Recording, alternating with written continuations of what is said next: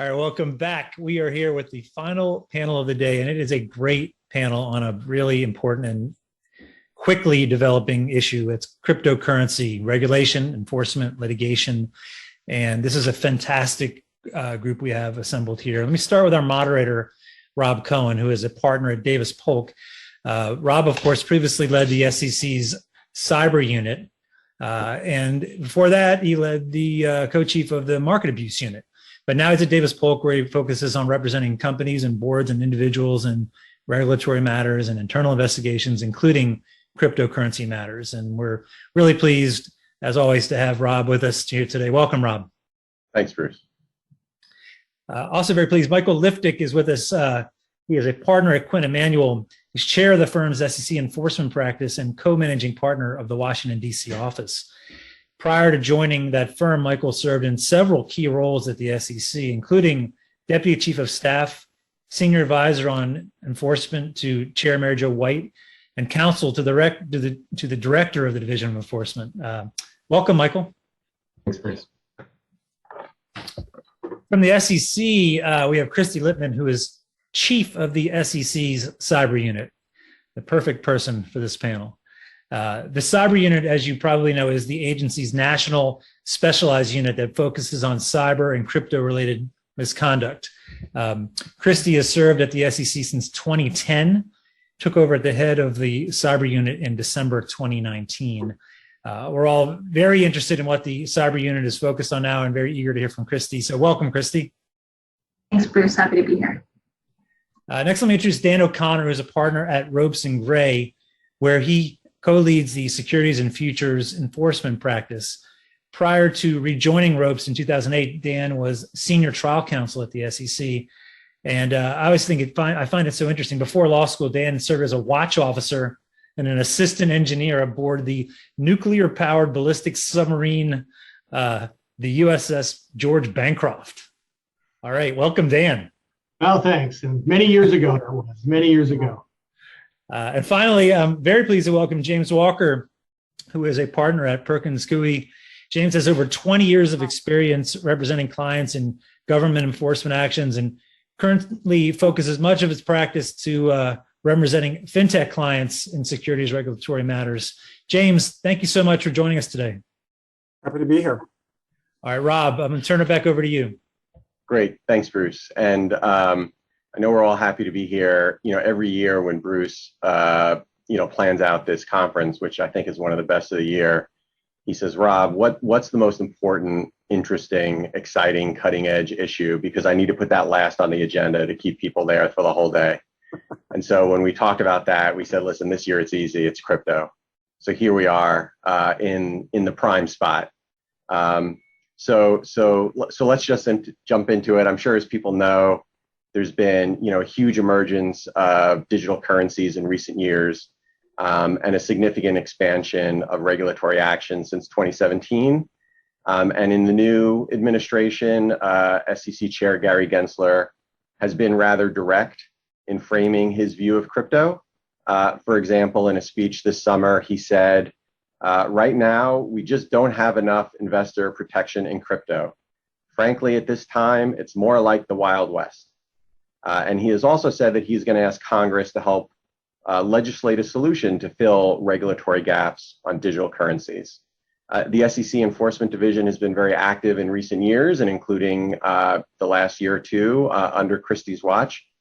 So, Kristy, let's start with you. As you know, I'll always say you're sitting literally in my old chair, leading the cyber unit. What are the current issues that your group is investigating? Thanks, Rob. So, as you know, I have to start with my disclaimer. The views that I express today are my own and do not reflect the views of the Commission or my fellow staff. And I'll say for the audience that Rob loves to do these panels because he likes to give me a hard time about the redecorating that I've done in his office. Not enough bobbleheads for his taste. Excellent. It's excellent. It looks great. Done a great job. So I think, as was mentioned earlier, the cyber unit's been around for about 4 years now, and the area of the market that we cover has expanded pretty dramatically in that time, and even more significantly just in the last year or so. So I'll talk a little bit about our current priorities, and then I'll walk through a few recent actions that I think are worth taking a look at if you haven't already. We've historically brought a large number of unregistered and fraudulent ICO actions. So in terms of priorities, we'll continue that focus both within the cyber unit and across the division. I think there's still plenty of work to be done there. Unfortunately, we still see fraudulent ICOs and unregistered, standalone Section 5 cases as well. So we'll continue our work on that front. We'll also continue our focus on touting. So that's the promoters of those ICOs who fail to disclose the existence and nature of their compensation. Those actions have frequently been actions we brought against celebrity promoters, but they may also implicate entities that are offering kind of paid for platforms for ICOs. I'll talk in a few minutes about our action against Coin Schedule, which is an example. But kind of looking beyond the issuers, we're also very focused on market intermediaries who facilitate trading in unregistered securities, specifically unregistered exchanges, unregistered broker-dealers. And we're taking a close look at, kind of the expansion of this of the crypto space as well. So looking at crypto lending, taking a close look at certain stable coins and DeFi, or as I like to call it, so-called DeFi. And I say that because there frequently, at least with respect to the investigations that I've seen, there frequently is a central party that's behind the system. And so I'm less confident in the decentralized label. So those are kind of our areas of focus right now. I'll give you a few examples of some recent cases that touch on those areas. The first is an unregistered exchange case we brought against a company called Poloniex over the summer. In that action, the commission found that Poloniex had operated an unregistered exchange. Notably, the Poloniex employees in that case had kind of internally stated that they wanted Poloniex to be aggressive in making available trading of new digital assets on the platform, including digital assets that might be considered securities under the Howey test. And that was done in an effort to increase their market share. And so, we brought an enforcement action there, finding that they had committed a violation of the registration provisions for exchanges and imposing a cease and desist and disgorgement penalty totaling around $10.5 million. We also brought the touting case I mentioned earlier against Coin Schedule. Coin Schedule was a website that had previously been a popular website that profiled offerings of digital asset securities, and we charged them for failing to disclose the compensation it had received from issuers that it profiled. The website, it had kind of what they called a listing, which was a profile, showed the various tokens, and then had links to the websites. And it had a trust score that Coin Schedule that they claimed was an evaluation of the credibility or the operational risk for each token based on a proprietary algorithm. In reality, token issuers were paying to be profiled and to have their token offerings profiled on Coin Schedule. So we charged them with 17B of the Securities Act, which is the anti-touting provision. And then a couple more I wanted to walk through real quick. One is our first case in the DeFi space. I talked earlier about the label being inaccurate at times, and one example is our case against an entity and two individuals for this offer and sale of digital assets through what they called the DeFi money market, but which turned out not to be decentralized at all. The commission order charged two tokens in that action, two tokens that the first was a governance token. It purportedly gave holders certain voting rights and a share of excess profits and the ability to profit from the tokens by reselling them into a secondary market. And so the OIP, or the order instituting proceedings there, found that this token was an investment contract under Howey. And the other token, the order actually found that it was an investment contract under Howey, but also a note under the Reeves analysis. And so it's a notable order for that reason, because it analyzes both tokens And specifically with respect to the M token, which this was a token that you could purchase using a specified digital asset, and then it paid a set interest rate. And so the order there, I think, is notable because it does show that we could analyze, or we did analyze the token under both of those tests. And then that token, that M token, bears some similarities to what we see offered in the crypto lending space. And we have brought one enforcement action against a company called BitConnect that held itself out as an enterprise offering a lending program. We charged the entity and the founder there and multiple promoters in that action, which also included fraud allegations. I won't go into a lot of detail there because aspects of it are still litigating. But what I will say is these, the lending platforms often go by different names. So they may be called rewards programs, or they may advertise potential to earn interest or to earn yield. So there are different terms that I think are used to convey the opportunity to profit based on the efforts of the offerer. So that's kind of a theme that I think you see certainly in that DeFi money market case and BitConnect, and one that we'll continue to focus on going forward. Great. That's a great intro, and I think we're going to circle back on some of those things you mentioned, Kristy, including DeFi and the Reeves test. But let's cut to another sort of, I think, maybe one of the most common topics of conversation I hear in this area, and that's guidance from regulators. There's been a lot of enforcement activity, but there's been limited rulemaking or even guidance short of rulemaking. Michael, can you get us up to date on this issue and what you've been seeing? Sure. Thanks, Rob. I mean, look, I think the bottom line is that this is an area that is just crying out for clarity and further guidance from the staff or the commission. If you look at across the activity from the SEC, it is, as Rob said, mostly enforcement driven. And so a lot of time is spent picking through the breadcrumbs of enforcement orders to try to figure out where the staff is. Some might call that regulation by enforcement. I wouldn't do that on this panel, but I think it's a fair enough point to make. And this is a complex, quickly evolving area. And it's the type of area where, as people are trying to respond both on the regulatory front and on the technology front as to where they're supposed to be if they want to be operating within compliance, there needs to be more guidance. And what guidance is out there, quite frankly, is not terribly useful. So there's the April 2019 framework, which is a thoughtful, nuanced expression of the views of some staff as to what aspects of a token or a digital asset may or may not be a security. But it's essentially a 64-factor balancing test. And that means it's not a test at all. It's basically impossible to give any real-world opinion as to how that framework plays out as it relates to any particular platform or protocol. And look, even issues that I think most people think are settled, for example, Bitcoin is not a security. Ether, I think, also probably falls in that bucket that were at least indicated by Director Hinman's speech in 2018, the When How Met Gary speech.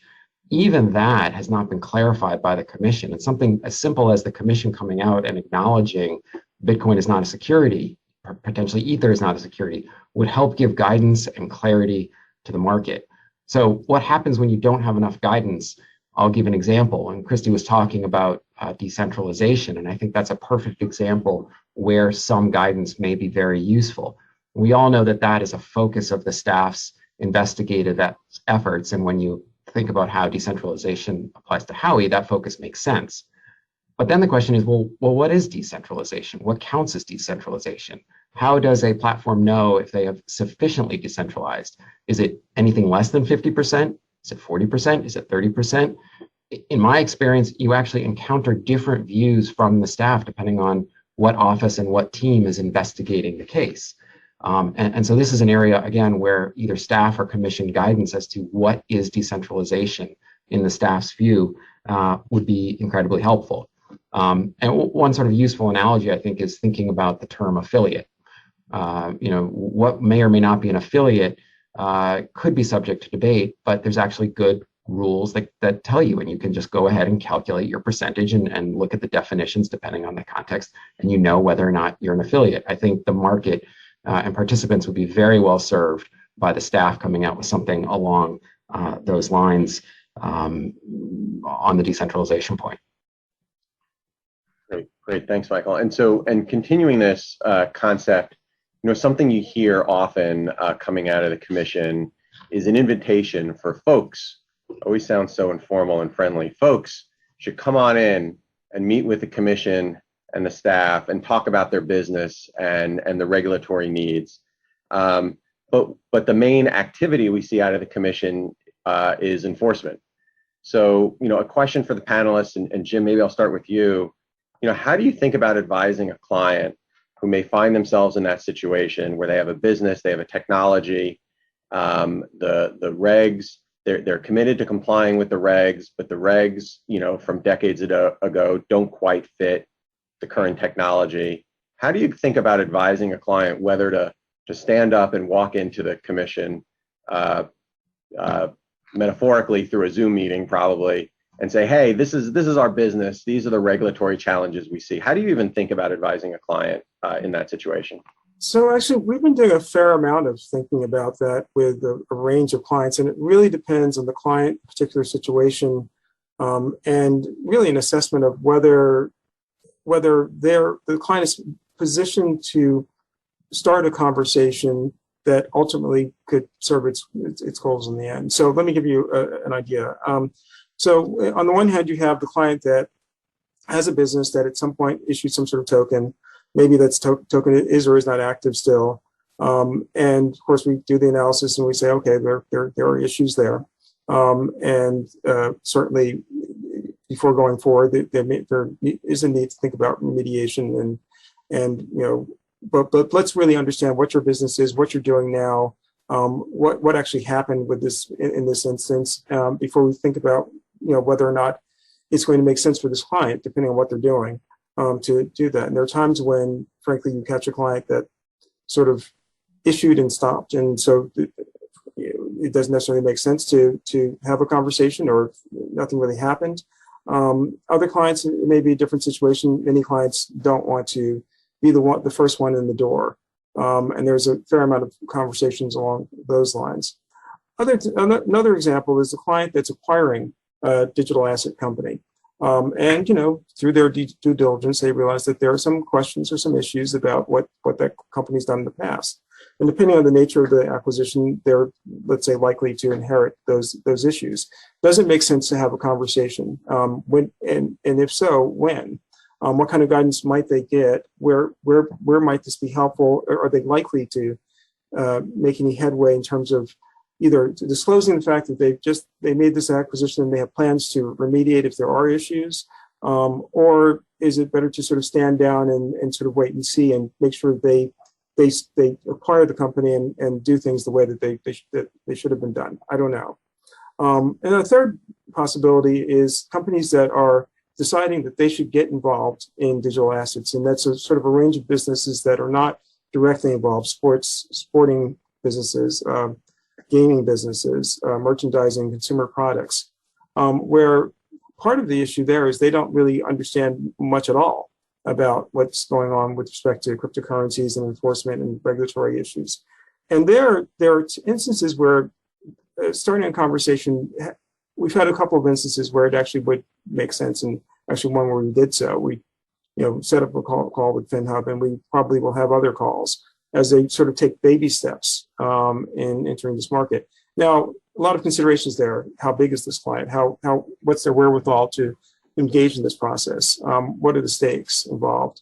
It's a hard question, because I don't think that anybody picks up the phone and thinks that they're going to get clear answers, but they might get some answers, and they can engage in a process.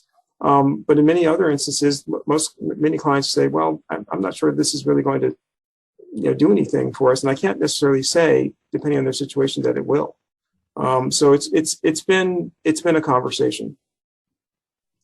Great. That's great. Let me ask Michael and then Dan if either of you have perspectives on this question in your sessions advising clients about whether to go into the SEC.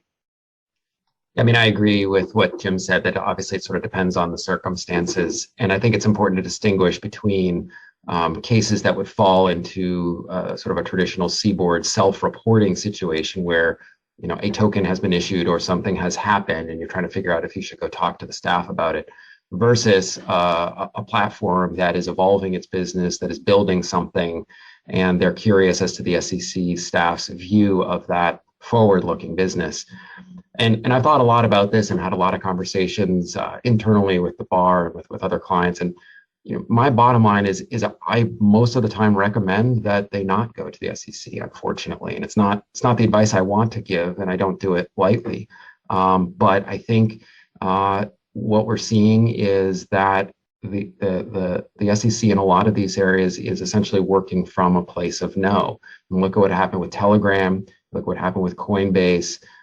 There's not a strong enough track record, or at least a public track record, of firms speaking with the SEC and carving a path forward that says, yes, we're going to work with you. And we're going to try to figure out how to do this in a way that is both compliant, but also lets you actually operate the platform. And again, I think this comes back to the complexity of these issues. We have this touchstone from 1946, the Howey test, and maybe that's enough, maybe it's not. But at the end of the day, it's a very difficult area, and it's something over which reasonable minds can disagree. And I think there's room for valid disagreement.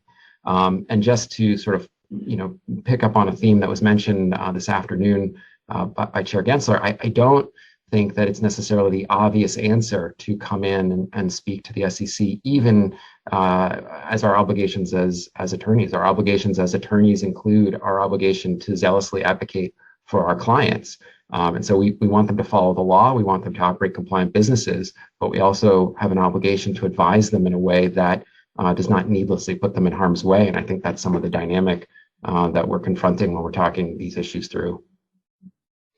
Yeah, I mean, I agree with everything that's been said here. And I also think having been there and then having advised clients in the many years since I've left, we can't think of the SEC as some monolith, right? I mean, and what I've observed too is, look, there are clients, fund asset managers that have ideas, that have businesses that need to talk to the SEC, right? Because they're going to be registered, they're going to be regulated. And so, they have this concept that I'm going to go in, I'm going to talk to IM, I'm going to talk to folks there, I'm going to have a concept of what's going on. It's, and they're going to move ahead with that process. Look, the enforcement has an agenda. They have an active slew of litigations out there that I think really if I put myself in their shoes, drives very much an agenda, right? You're taking a position in court one day, you need to maintain that position. And that's, I can understand that. And what we've seen in other circumstances is, maybe not on that fund space where you're trying to set up a new fund, but you have some issue that you need to work through, and you're talking with Corp Fin, and you think everything's copacetic and you're moving ahead. And then all of a sudden, you hadn't thought that maybe you needed to talk to, the folks from enforcement. Things all of a sudden change.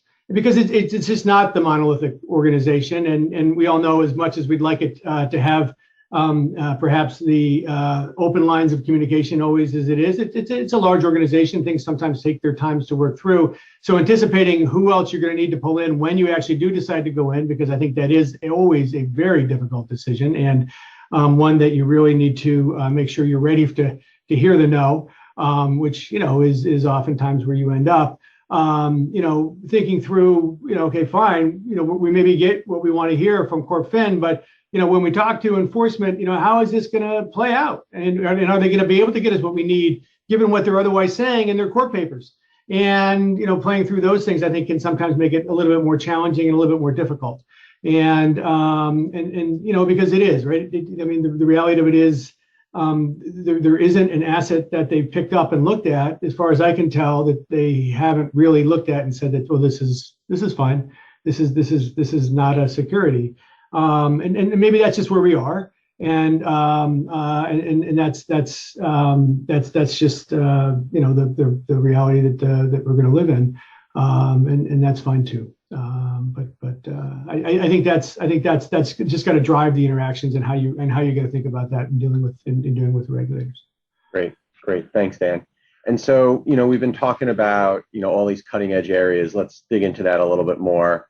Kristy's already talked about the new things that the SEC is looking at. I can certainly say from my perspective, the market, the industry has moved very far from where it was just a few years ago with straightforward ICOs, where people were just raising money for a business and people were hoping to profit if that business was successful. There's very different types of platforms, very different types of financing arrangements, very different types of governance arrangements. Jim, if we could start with you, and then I think I'll turn back to Kristy. But first, Jim, what issues do you see the SEC confronting as they expand into these really innovative areas? So I sort of go back to Chair Gensler's comments back in August at the Aspen Security Institute, where he talked about the Wild West and 77 tokens and the amount of money in this area and investor protection not really happening in the way that it should. And then I think about the heavy lift of thinking through how do you enforce in this area where you're looking not just at ICOs but also at lending platforms. And Kristy mentioned a couple of cases, BitConnect and DeFi Money Market, and there are more. Lending platforms, DeFi, a whole range of things that are beyond what had been traditionally the type of cases that the SEC looked at. And when you bring in these cases, there's additional analysis that you have to think about. So, for example, we'll talk a little later about the Reeves test, and I think you mentioned it earlier. And that's something, so you're not only looking at Howie, you're looking at Reeves, you're looking at Gary Plastic. And so all of this takes resources. And you have to think, I have to think, as an agency, you have to think about, well, where do we best deploy our resources to deal with the range of innovation that's happening now? And it happens really fast. And lots of companies are jumping in. And so what's the best way to do this? What's the best way to sort of look at the market, provide some sort of guidance, and essentially start answering some questions, since it seems that, even with questions not answered, everybody's full steam ahead. And I think it's a difficult challenge. Great. So Kristy, if we could turn back to you. So just picking up on something you said just a few minutes ago, you used the phrase so-called DeFi. And so I think one of the most important things I want to ask is, from your perspective, from the staff's perspective, is it possible to have a platform that the staff would view as decentralized? What would the staff be looking for in making that decision? Short answer, yes, I do think I certainly think it's possible. And I want to talk a little bit about kind of the lens that we view that through. But I also want to touch on something that Michael mentioned specifically, because I'm going to talk about it through the lens of some of the things that we've mentioned in that framework that FinHub put out. And I recognize that Michael expressed some frustration with it being a lot of factors to consider, right? But I think what I'd say is, it's based on Howie, and Howie is just that, right? It's a facts and circumstances test, and it's meant to be. It was meant to stand the test of time. And in fact, it's in the opinion. It says that this should be able to be able to apply to all the different innovations where people want to take money from other people on the promise of profits. And it has stood the test of time. And I think in order to do that, it can't be very prescriptive. And so our framework for it can't be very prescriptive. I mean, these assets are changing every month. There's a new innovation. And so to be too prescriptive, I'm not sure would be productive in this space. And so, I hear the frustration from Michael, but I think that, the purpose is to give you an exhaustive list, not an exhaustive list, but a list that you can use to give your clients advice, because you're not going to see the same product over and over again, just like we don't. But specifically with respect to the term decentralization, again, we're looking at it through the lens of Howie and through specifically the efforts of others prong of Howie. So, right, decentralization isn't a prong of Howie, but efforts of others is. And so, we're looking at it to say, are people who are buying this buying it because it's decentralized and they think that the community is going to exert some sort of control, or are they buying it because of the efforts of that central party? And I think there's two components that you want to look at when you're analyzing that. And the first is there some active participant, right? Are those purchasers relying on the efforts of some active participant? And the second is, if they are, for that active participant, are those efforts essential managerial efforts, or are they more ministerial in nature? Essential managerial efforts might take the form of continued development, improvement, promotion, or operation of a network. They may take the form of exerting some sort of active control over the market for the product. So are they taking steps to support the price or the supply of the asset? These are a lot of the factors that we look at when we're trying to determine whether those investors are relying on the efforts of others. And that's, I think the decentralization is a little bit of a proxy for that prong of Howie. That's great. That's really helpful and clear, Kristy. Thank you. Let me. I was going to talk about Reeves as a case that people probably don't know as well as Howie and is becoming more relevant as things are compared to notes. Let me skip over that for now, and maybe we'll come back. I see the clock ticking, and we have some big topics I still want to cover. So Dan, let me turn to you. We've talked a lot about what I'll sort of call the primary market, the origination of tokens and the platform. But just as big of an issue is the secondary market and secondary trading. There's many different types of platforms where digital assets are exchanged, both large and small, centralized, and I'm willing to say, genuinely decentralized. And a lot of regulatory attention goes into whether assets are securities. We've just talked about that for half an hour. But a major implication of that question is the impact on the secondary markets, which is where investors are, buying and selling and investing their money. So Dan, what are the key issues here? And maybe one way to think about it, because I know this is a significant part of your practice.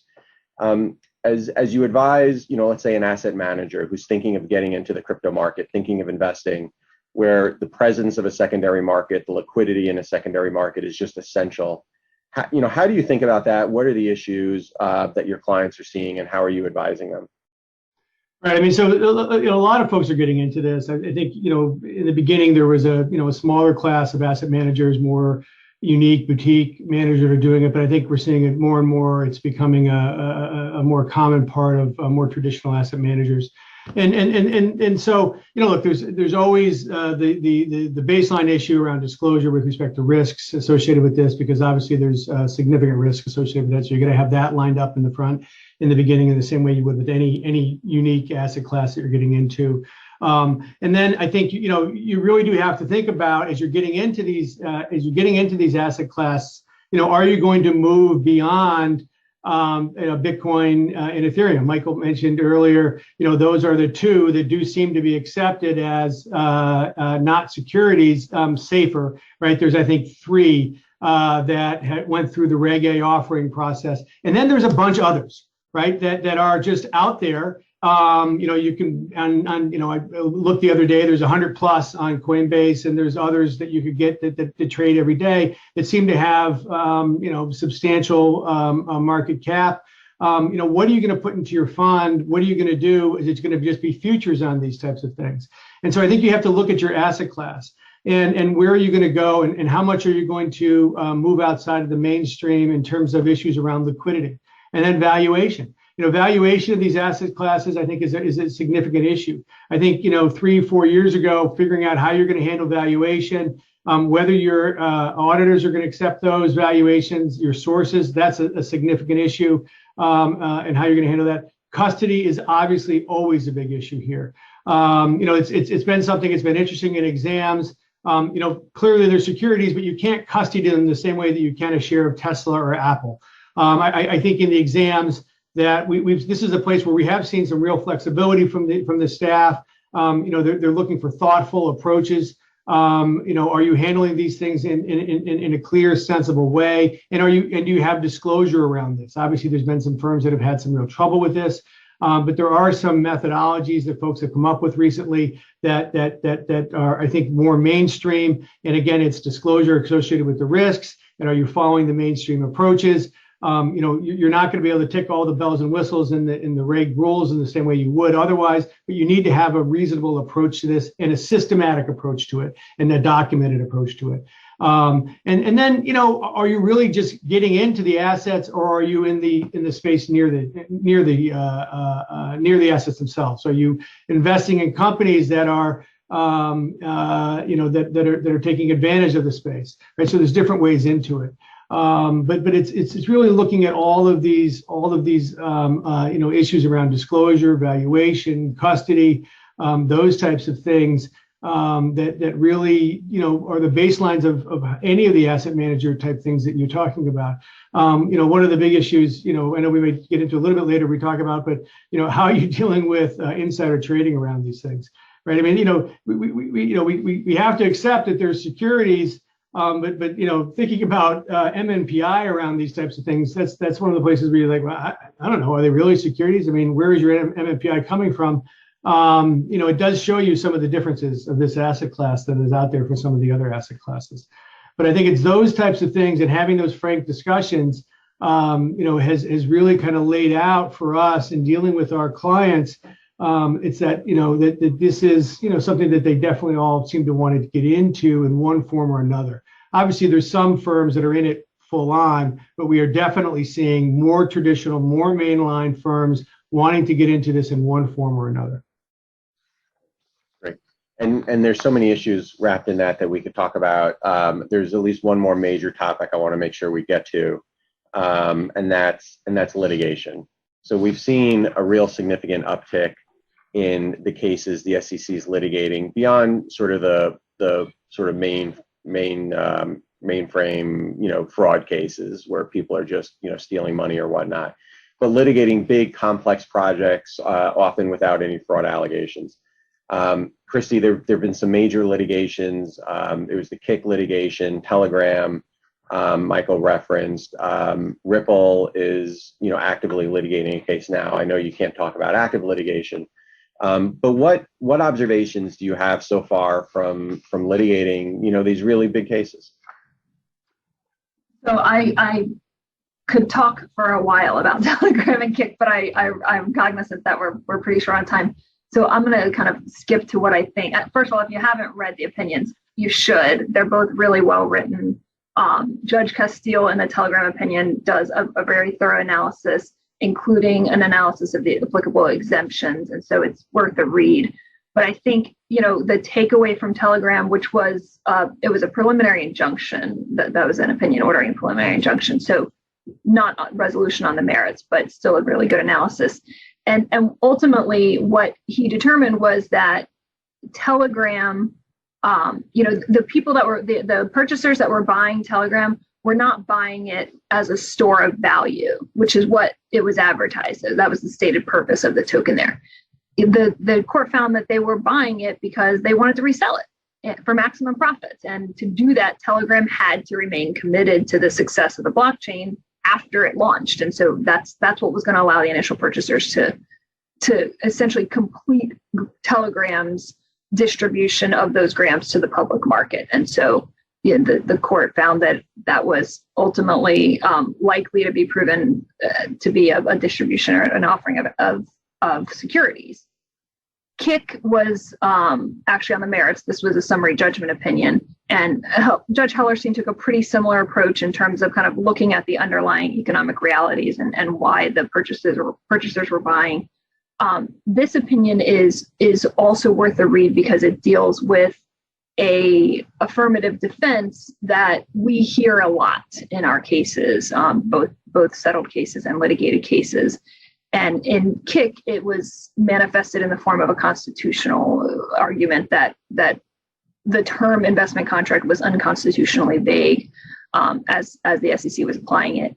And the court, kind of dismissed this and said, no, the law provides a sufficiently clear standard. And, first of all, Howie provides a clearly expressed test. There's an extensive body of case law that provides guidance on how to apply that test to a variety of factual scenarios.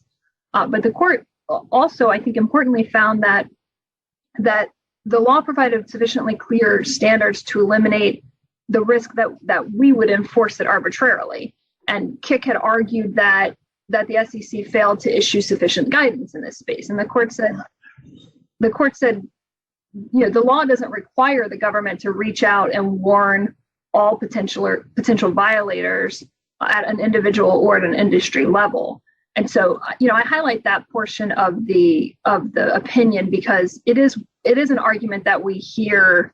It gets recycled into different kind of lack of clarity and different terms, but it's at its essence the same argument that we haven't provided enough guidance and that it's not clear how to apply the Howie test, and the court dispensed with that argument. Let me give the other panelists a chance. I'll just open it if anybody has more comments or observations from the litigation. The litigation the commission has conducted so far, the litigation that's pending, the issues that we're seeing. Let me just pause and see if the other panelists want to weigh in on that. Okay, well then let me take the opportunity to answer one of the questions from the audience. So a question from the audience we got was on this topic. What are the implications once the outcome of Ripple XRP is decided? So the way I would comment on that is when I was supervising the group, we were very careful about what cases we litigated because in such a new area, one bad decision could really have a programmatic impact. And there was one case, it was a small fraud case where the commission initially lost the motion for preliminary injunction. And it was in, Law 360 and all the industry publications the next day, SEC's losing. And, it was a surprise. It was a very straightforward case. We thought it was somebody who made up a fake blockchain regulator called the Blockchain Exchange Commission and put the SEC's address as the address for this fake regulator. But it was all over the news that the SEC's losing. Well, a motion for reconsideration was filed and the judge reversed the decision. And that got, not as much news as the initial decision got, but it kept the track record clean. So on the question of the implications of Ripple XRP, I mean, on the one hand, it's only one case, it's only one judge, it's district court. But for such a new innovative area where people are following, as Kristy went through those decisions, people are reading every line of every decision. There's a lot on the line, I think. There's a lot on the line for the program. If the commission loses a big case on a significant legal issue, it's not necessarily binding. It's one district court, unless it gets appealed. But to lose a prominent case, I think, has the potential to have a significant impact on the program. As we're on the topic of litigation, Michael, let me ask you, we focused a lot because of the panel on government litigation and enforcement, but there's a whole world of private, litigation on this too. What are you seeing in the world of private claims? Yeah, I think this is a new frontier that's opening up. There's starting to be a slew of private litigation, primarily asserting Section 12 claims under the 33 Act, which basically creates a private rescission right of action for a Section 5 violation. So it's fundamentally the same issues, but done from the private side. There were 10 to 11 cases that were brought a couple of years ago in the Southern District of New York. Most of those cases were beat back. But we're seeing it to start to proliferate. There's cases in California, both state court, federal court, and we're starting to see others. What's interesting about the private litigation is a few things. When we're talking with Kristy and we're talking with the SEC staff, it's all Howie all the time. But when you're in private securities litigation, there's a lot of other issues that come into play. So statute of limitations comes into play because it's much shorter. There are Morrison issues that may come into play more so than they would with the SEC. And there's unique defenses. For example, the statutory seller defense, which essentially says that the issuer needs to have actively solicited that particular purchaser that is bringing the claims.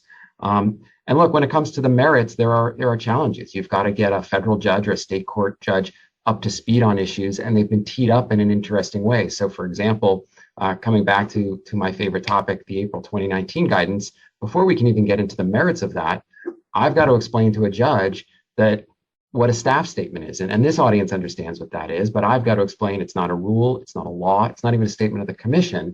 And so that's actually not the test that I need to be defending against. I need to be defending against the Howey test. And then the final dynamic that comes into play in these cases is how it interacts with the SEC and any potential SEC settlement. Some of these cases have SEC investigations, some don't. You have to think carefully about the timing of resolving with the SEC if you're also litigating privately. And you also have to think about the financial implications of a claims process with the SEC and how that might impact a potential damages issue in a private action. Great. Well, we're down to literally the last minute. It's been a great discussion. Let me give Kristy the last word. Kristy, you've been great as usual, and being very direct and clear in your thoughts. I was going to go around, give each panelist a final remark, but in our last minute, let's just give it to you. You get the last word. Any final observation or comments you want to share? Thanks, Rob. I think I'll just say, we really are trying to get behind the labels of these different programs and products that we're looking at. So we're trying to get behind the use of the terms decentralized or stable or lending, and get at those underlying economic realities, just like the court's analysis and Kick and Telegram. So those underlying economic realities are what will guide our enforcement actions. Great. Well, we could have gone, another 45 minutes, but it's the end of the day. Appreciate everybody staying on. I see the attendance has not clicked down at all during the last 45 minutes, so appreciative of that. Thanks for all the panelists, Kristy in particular, and Bruce, I'll turn it back over to you. Hey, thanks, Robin. Thanks for a terrific panel. You did a great job moderating. And Kristy, James, Dan, Michael, thank you very much for sharing your insights with us. It was terrific. That is it. That's the last panel of the day. Just a couple of just very quick thank yous. Thank you to everybody at Ankara Consulting for, again, being our lead sponsor of this event. And of course, to Cornerstone and FTI Consulting for also being great supporters. And to the 28 world-class law firms that were represented here today as supporters of the event, thank you very much. Thank you to everybody who joined in today. There were 1,200 of you registered. A lot of people were in attendance today, and it was a great day, and appreciate everybody coming out. I hope we see you soon.